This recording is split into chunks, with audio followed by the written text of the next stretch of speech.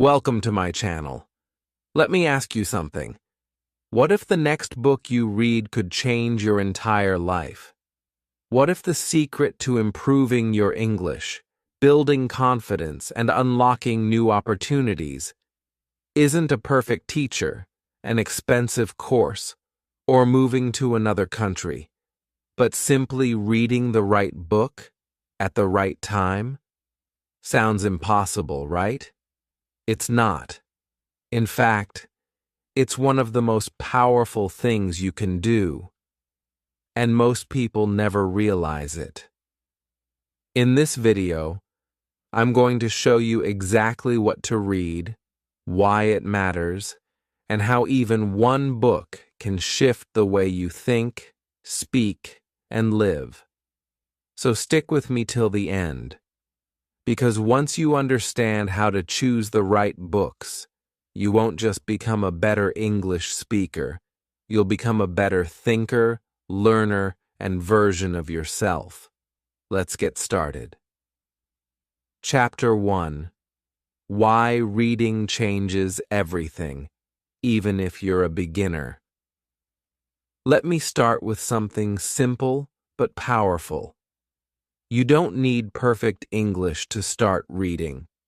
You start reading to get closer to perfect English. This is where most people get it completely wrong. They wait. They wait until they feel ready, until they understand every word, until their grammar is perfect. But if you keep waiting for the perfect time, it will never come. The truth is, the fastest way to grow, not just in English, but in your thinking, your confidence, your entire life, is through reading, one page at a time. Let me tell you a story. A few years ago, there was a student from Brazil. He spoke almost no English when he started. No confidence, couldn't follow conversations, always afraid to speak. But he made a small decision that changed everything. He picked up a simple English book, a children's book actually, and read it from beginning to end. Then he read another, and another. Fast forward 1 year, he was reading full novels, writing in English, and even got a remote job with an international company. All from reading. No expensive teacher, no fancy apps, just books. Now, compare that to someone else. Let's call him Ali. Ali wanted to improve his English too, but instead of reading, he just watched videos every day. He consumed so much content, YouTube, Netflix, Instagram, but after 6 months, his vocabulary hadn't grown much. He still struggled to form clear sentences. Why? Because he was only consuming language, not building it. Reading is different. When you read, your brain slows down. It processes each word. It sees sentence structure. It absorbs grammar without you even noticing. You start to think in English, not just listen to it. And here's something amazing. Science backs this up. Studies show that people who read regularly, even for just 15 minutes a day, develop faster language skills than those who rely only on listening or speaking. Reading activates more areas of your brain. It strengthens memory, it improves focus, and it introduces you to vocabulary that spoken English often leaves out. Reading is like going to the gym, but for your mind. Every sentence is a rep. Every paragraph is a set. And the more you do it, the stronger your language becomes. But let's take it beyond language for a moment. Because reading doesn't just help you speak better. It helps you think better. It gives you ideas. It introduces you to people, cultures, and perspectives you've never seen before. It teaches you how to focus, how to be patient, and how to think deeply in a world that's addicted to fast and shallow. And most importantly, reading gives you power, real power. Because once you understand something, once you learn a new idea, no one can take that away from you. It becomes part of you. It shapes your decisions. It influences how you see the world. Now I know what you might be thinking, but what if I don't understand everything I read? Good. That's the point. If you understood everything, you wouldn't be learning. You're not supposed to get every word, especially at the beginning. You're supposed to stretch, to challenge your brain, to grow. Even if you only understand 70% of a page, that 70% is still 100% more than zero. The key is to keep going, to trust that your brain is learning in the background, that with every book, every paragraph, every sentence, you're building a new version of yourself. So if you're just starting your English journey, here's my advice. Don't wait. Don't look for shortcuts. Don't tell yourself you're not ready. Pick up a book, any book that interests you. Start small, start simple, but just start. Because reading is not just a tool, it's a gateway, a key, a quiet superpower that most people ignore. And the people who don't ignore it, they change, they grow, they rise. Remember this, the world is full of people who are stuck, not because they're not smart, but because they stopped learning. Reading is your way out of that. It's your path forward. And the best part? It's always there. Always available. Always ready to take you to the next level, one sentence at a time. Chapter 2. What to read as a beginner and what to avoid. Let's be honest. The hardest part of reading in English isn't always the grammar or the vocabulary or even understanding the story. Sometimes the hardest part is knowing where to start. With thousands of books out there and so many people giving advice, it can feel overwhelming. Should you start with a novel, a self-help book, something short, something serious? And what if you choose the wrong book and get discouraged before you even get started? Here's the good news. There is a right way to begin. And once you know what kind of books are made for beginners and which ones to avoid, everything gets easier. Because when you pick the right book at the right level, reading doesn't feel like a chore. It feels like a win, a small, satisfying win that builds your confidence and makes you want to keep going. So let's break it down. If you're just starting your English journey, the best books for you fall into a few powerful categories. First, graded readers.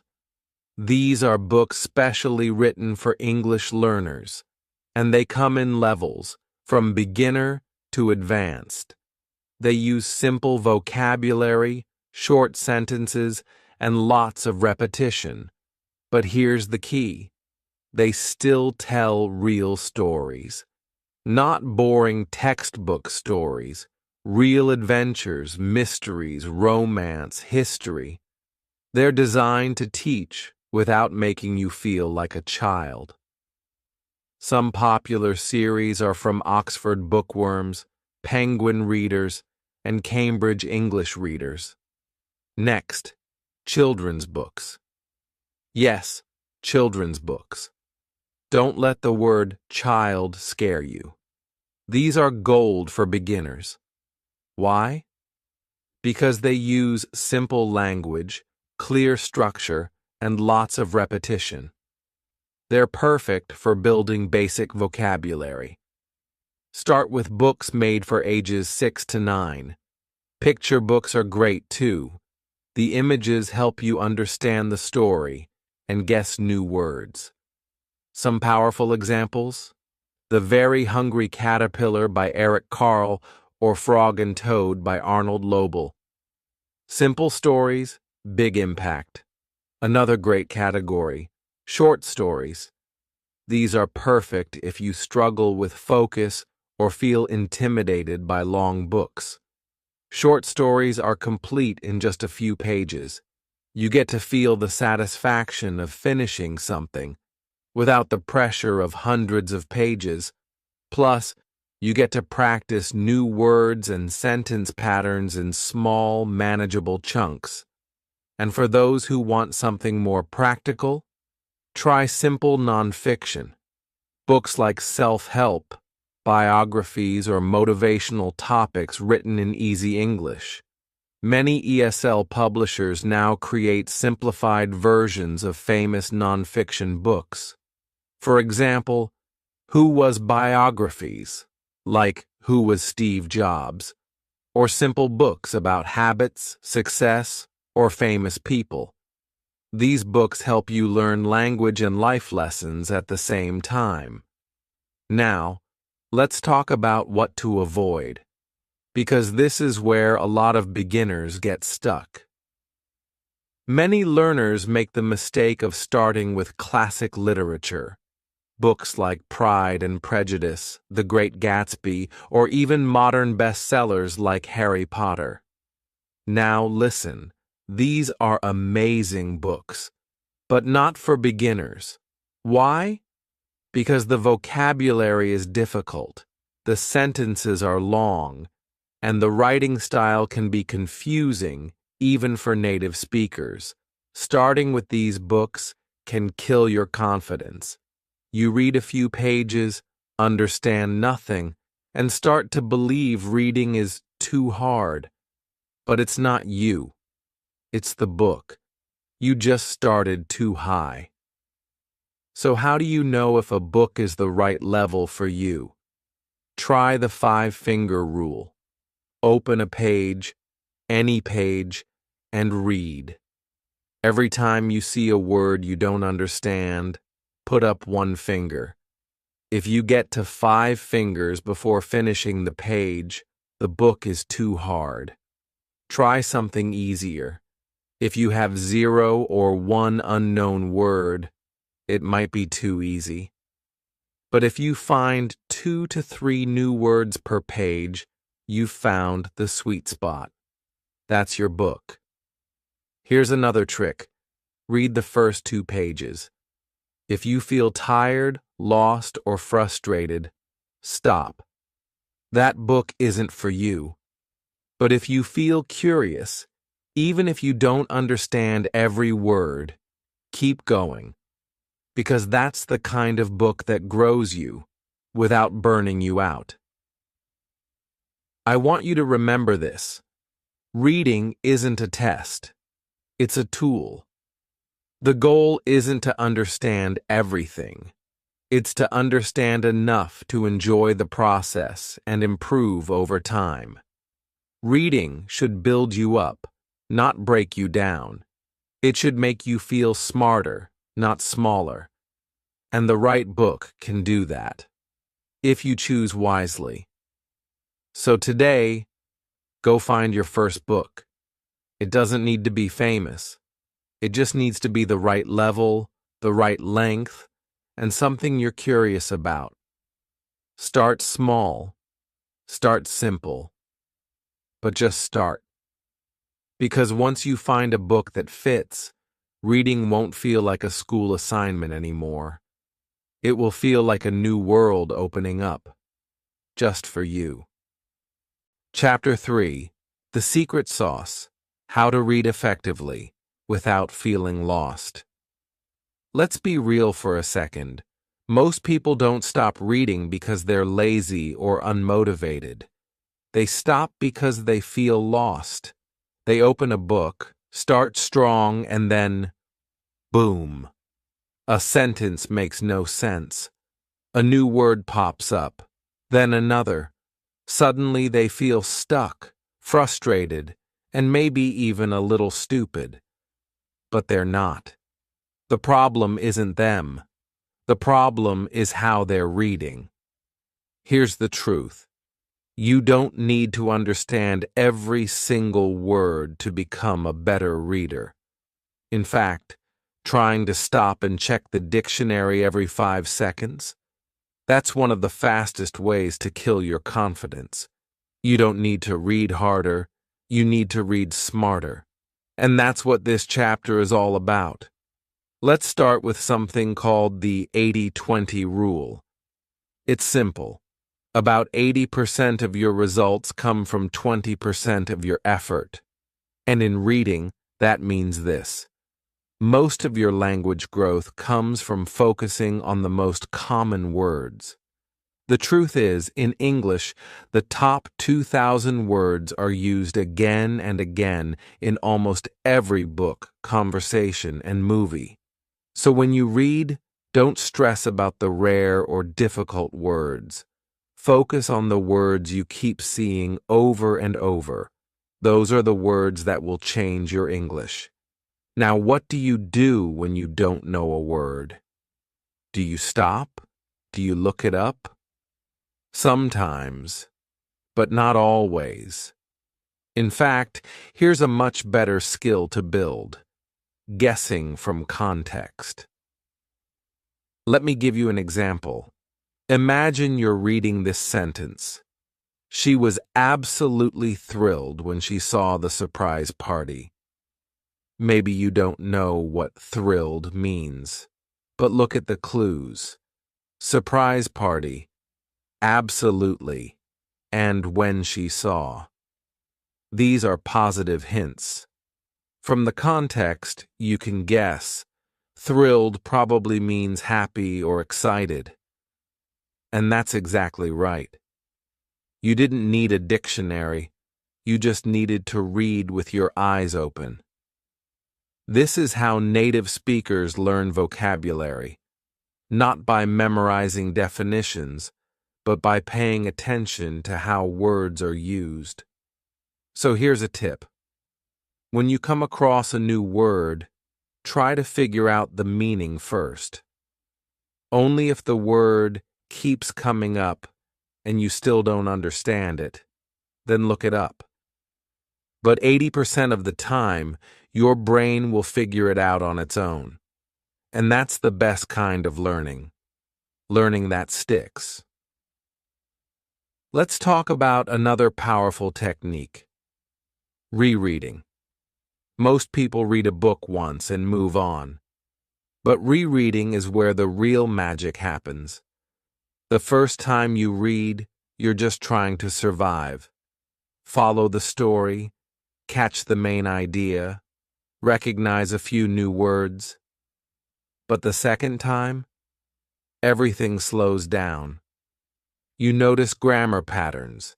You see how the author uses phrases. You understand more. And by the third time, it feels familiar. That's fluency. That's confidence. Some of the most successful English learners I know read the same book 3, 4, even 5 times. And every time, they learn something new. So if you find a book you enjoy, don't be afraid to go back. Rereading is not wasting time. It's reinforcing knowledge.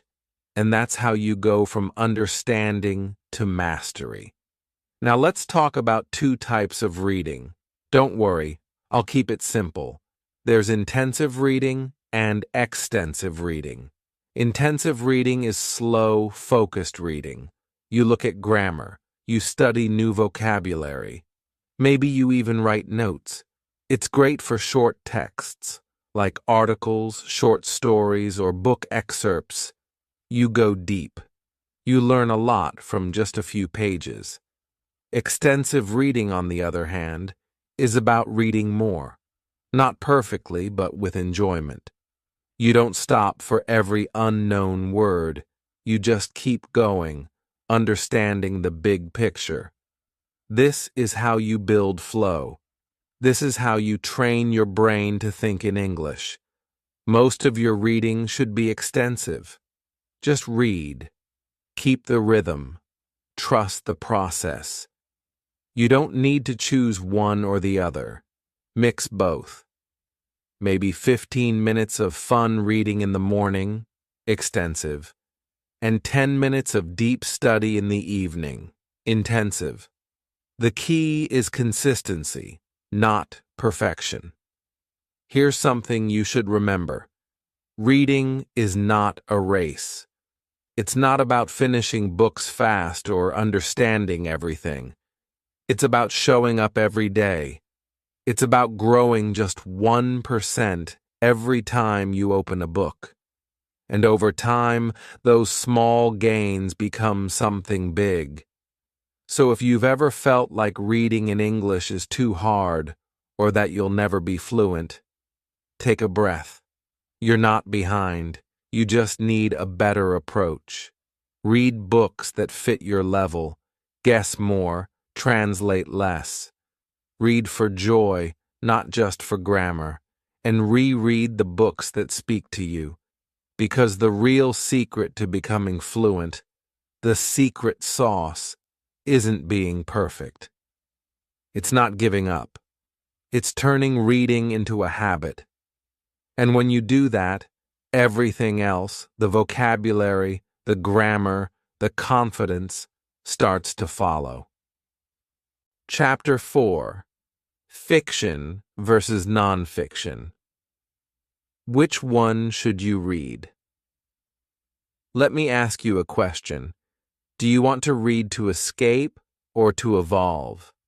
Do you want to feel something or learn something?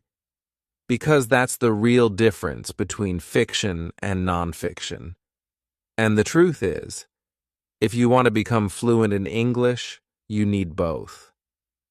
You see, different books serve different purposes. Fiction and nonfiction are not just two types of books. They're two different tools.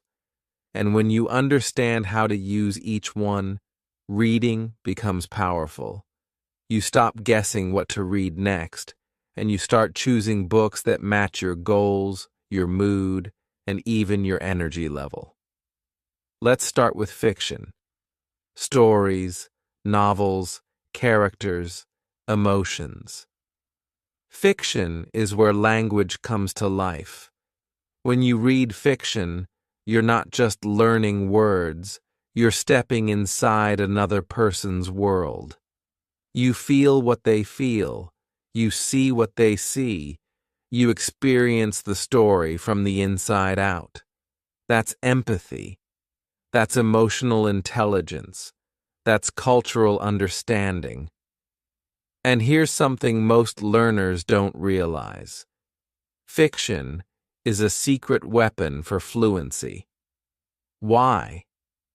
Because it teaches you the rhythm of real English, the way people speak, feel, and think. Fiction is full of dialogue, idioms, everyday expressions, emotion-packed sentences that make the language stick. It's not textbook English. It's living English. Now let's talk about nonfiction. This is where you learn real-world skills. Nonfiction teaches you things, how the brain works, how to build better habits, why some people succeed while others struggle. When you read nonfiction, you're growing your mind and your vocabulary, especially around ideas, facts, and topics that matter in the real world. For example, books like Atomic Habits by James Clear or Think Like a Monk by Jay Shetty are written in clear, simple language, and they teach powerful lessons about discipline, mindset, and personal growth. As an English learner, reading books like these does two things at once. It teaches you life skills and builds your vocabulary around success, self-help, and psychology. Words you'll hear again and again in real conversations. So what's better, fiction or nonfiction? Here's the honest answer. It depends. It depends on your mood, your goals, even the time of day. Let me give you a simple formula, a 3-step guide to help you choose. Step 1. Ask yourself, what do I need right now? If your brain feels tired and you just want to enjoy English, pick fiction. If you feel focused and want to grow or learn something, pick nonfiction. Step 2. Ask, what do I want to feel? Want to feel connected, emotional, or inspired? Go for a novel, a short story, or even a children's fiction book. Want to feel smarter, clearer, or more productive? Go for a self-help book, biography, or a book about ideas. Step 3. Check your level. Don't choose based on what's popular. Choose based on what you can understand. If a book is too hard, it won't help you. It will just frustrate you. Try to read the first page. If you understand most of it, that's your book. Now let's give you some real examples to help you start. Beginner-friendly fiction books. The Curious Incident of the Dog in the Nighttime by Mark Haddon, written in very clear, simple English. A unique story told by a teenage narrator. Charlotte's Web by E.B. White, a classic children's novel, full of emotion, friendship, and very readable language. The Alchemist by Paulo Coelho, a beautiful story about following your dreams. Short, poetic, and full of life lessons. Beginner-friendly nonfiction books. You Are a Badass by Jen Sincero. Simple, funny, motivating language. Who Was series, like Who Was Nelson Mandela. Biographies written for younger readers, but great for English learners. The 7 Habits of Highly Effective People, simplified versions or summaries, a treasure of life and language skills. So here's the takeaway. Fiction helps you feel. Nonfiction helps you grow. Fiction builds empathy and fluency. Nonfiction builds knowledge and confidence.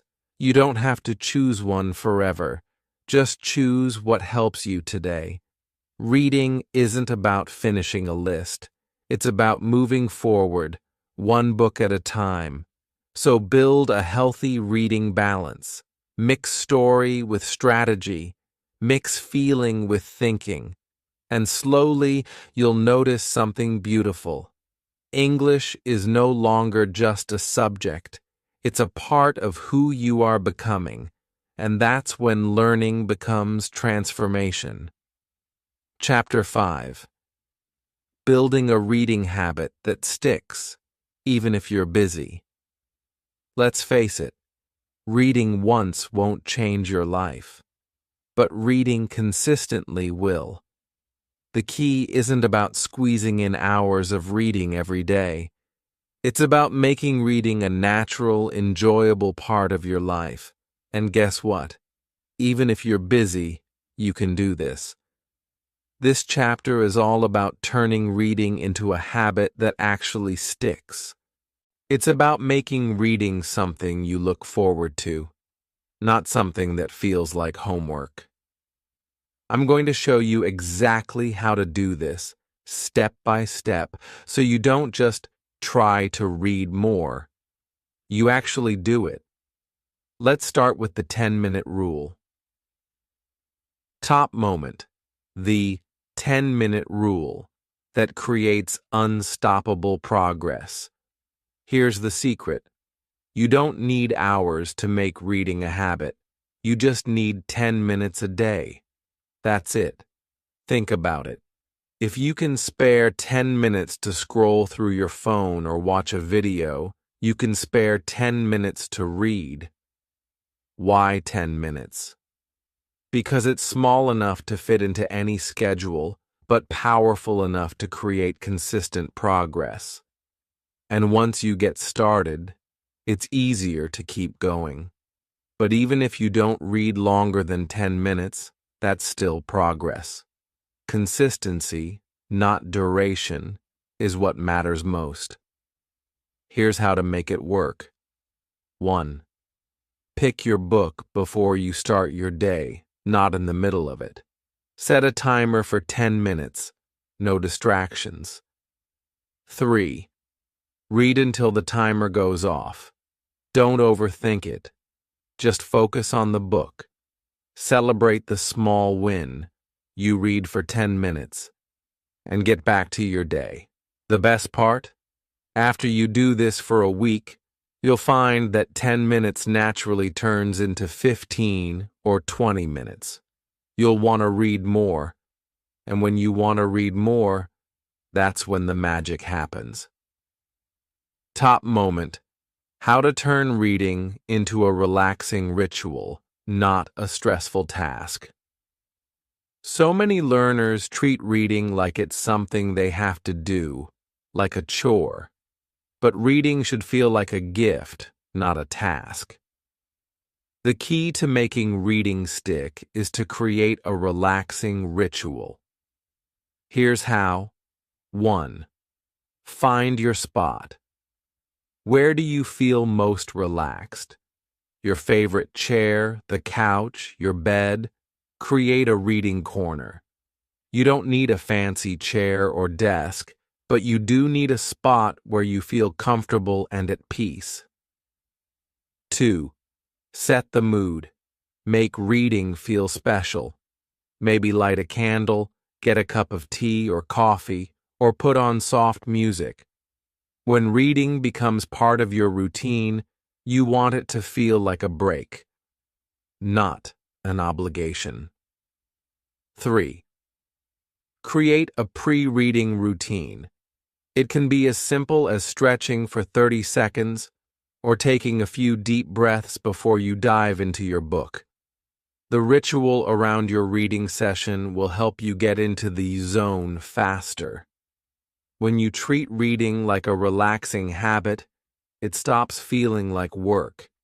It becomes something you look forward to. Top moment: the power of environment. Where, when, and how to read for maximum impact. Have you ever tried to read in a noisy place and just couldn't focus? Or maybe you've attempted to read before bed, only to find yourself falling asleep after a page. Your environment plays a huge role in how well you read. Here's how to use your environment to your advantage. 1.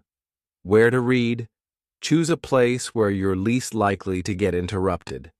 Quiet corners, coffee shops, or a cozy spot in your home work best. 2.